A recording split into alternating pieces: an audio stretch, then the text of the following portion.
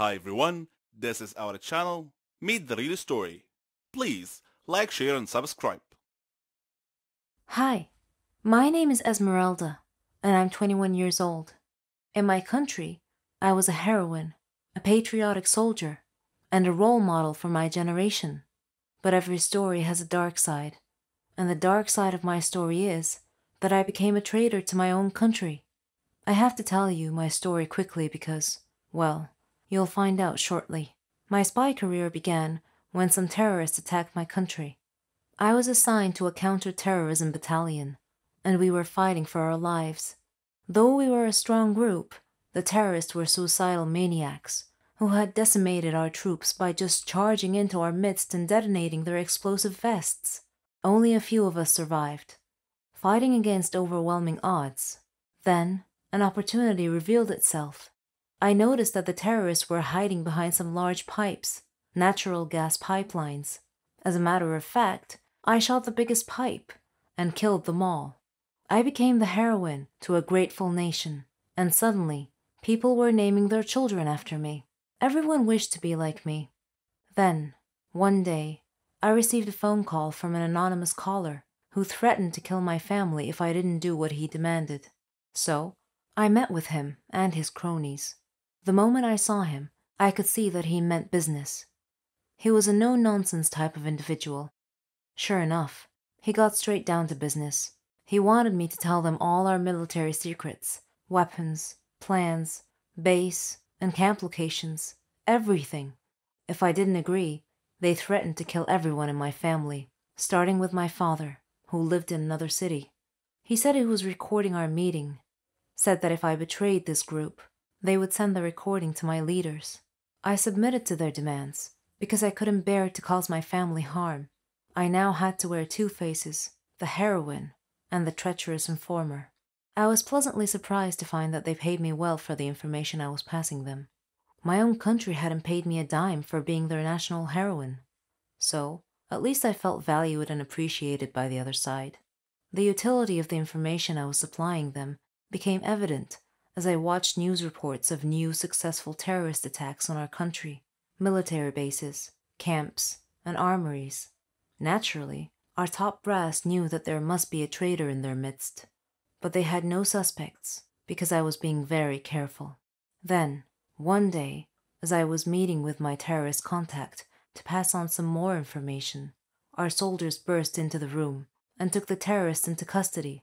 It turns out that my side had suspected me and had followed me there. The officer told me that I was the last person he would have ever suspected of being a traitor. I offered my hands to him to be handcuffed and taken in. I figured at least 10 years in prison, but he made no move to handcuff me. Instead, he just looked at one of his lieutenants, who then pulled out his gun, pulled back its slide, and chambered a round. It seemed that my sentence was to be executed. Right here, right now. Hi, my name is Sandra, and I'm 17 years old. People used to call me Evil Eyes, not because I had a strange face, but because of my eyes. I had a genetic mutation, so my eyes were different colors. One was light gray and the other was dark brown. This effect made me look like an evil witch, a point of morbid curiosity. Whenever I would enter a public area, people would follow me with their eyes. Whenever children would see me, they would begin crying in fear. I had very few friends because people mocked whoever hung around with a freak like me. Society's negative reaction to my condition forced me to wear a light gray colored contact lens over my dark brown eyes so that both eyes appeared light gray in color. One day, a poetry reading contest was held in my area. I should have considered this to be an excellent opportunity for me because I used to be a very good poetry reader. But I stopped due to the people making fun of my eyes. So when I learned about the contest, I wasn't as excited as I normally would have been. Nevertheless, my mom encouraged me to take part in the contest. As I considered my mom to be my best friend, I took her advice. The day of the contest arrived. It was being held in the National City Theater with a panel of judges. They were some of the highly regarded poets in the country. A huge audience had bought tickets to attend the event. The competition was fierce because there were many skilled poets in there, and they were very confident. As for myself, I was worried and nervous. I wore sunglasses to hide my mismatched eyes. This was part of my presentation, but no one knew that. I could hear some people whispering behind my back, wondering why the stupid girl was wearing sunglasses inside a building. I heard a good number of silly, stupid, hurtful whispered comments. In due course, my turn came, and I went up on stage and began my reading. The audience mumbled to each other as I read. The judges seemed to be pleased. The poem I was reading was about my genetic peculiarity. At a suitable point, I removed my sunglasses to reveal what my poem was about. My mismatched eye colors.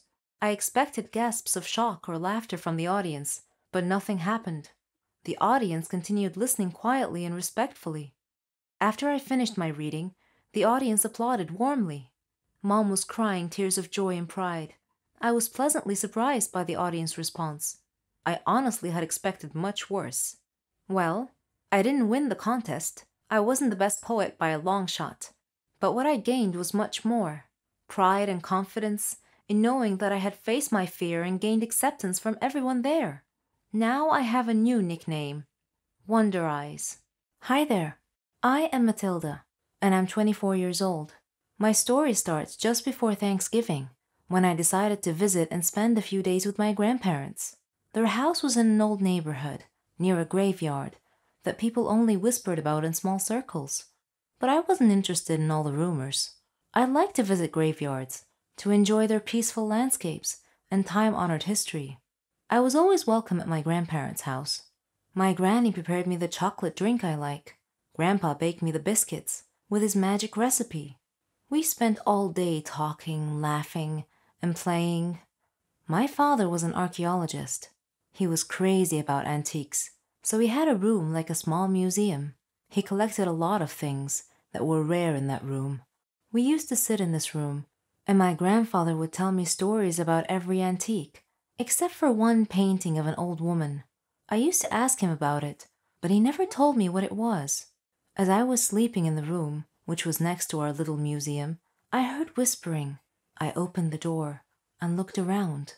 It was coming from my father's museum. I searched around the room to find out the source of the voice. I couldn't believe it. The eyes and mouth in the old painting were moving, and I heard, "There's danger in the backyard." I ran, frightened, to my grandparents' room. My grandfather asked me what happened, and I told him. I thought he would mock me, but he brought his gun and went quickly to the backyard. He told me if he didn't return within 15 minutes, I should call the police. Suddenly, I heard shots. I thought that something bad happened to my grandfather, but he entered the house. Hi, my name is Selena. I'm 19 years old, and I'm just crazy about basketball. I follow all the sports news, the star players, and the league statistics. I know the names of all the famous players around the world. My friends were amused by this because their interests ran more towards makeup, fashion, singers, and movie stars. I thought those girl things were just outright vain, shallow, frivolous, and downright silly, to tell the truth. The college's basketball team coach was forced to take leave due to a chronic illness, leaving the team without a coach. Due to my high school reputation and widely recognized basketball expertise, I was asked if I wanted to serve as the basketball team's temporary coach. I had always dreamed of someday becoming a coach for a famous basketball team, so I jumped at the opportunity. School leagues presented opportunities for players to show what they've got and maybe get scouted by a professional league team. It was also my chance to start as a college basketball coach. By studying the opposing team's previous games, I analyzed their strategies and learned their strengths and weaknesses. I was able to excel and drive my team to an undefeated streak of winnings. We won the college league championship. I was selected to train a team in a professional league with another famous coach. It was an incredible opportunity for me to up my game a notch. During this time, I met an opposing team's coach named Jacob, who was something of a genius when it came to winning basketball strategies. He shared the same dreams as mine. He bragged that his team was better than mine. Well, I couldn't ignore the gauntlet he threw at my feet, so I challenged him to a game. My team against his, in the upcoming season, and may the best team win. If my team won, he would acknowledge me as a superior coach, and vice versa. The season began, and both our teams began beating all our opponents. I used these victories to hone my coaching skills to the next level. Both our teams were undefeated until the day we were to face each other in a championship game. The game began, and both teams played hard. We stayed closely matched the entire game. In the final few seconds of play, one of their players got past our defense. He scored a buzzer beat. I was crushed and began to cry, but my team's fans in the stadium broke into a loud applause. They began chanting my name, acknowledging that I have given them a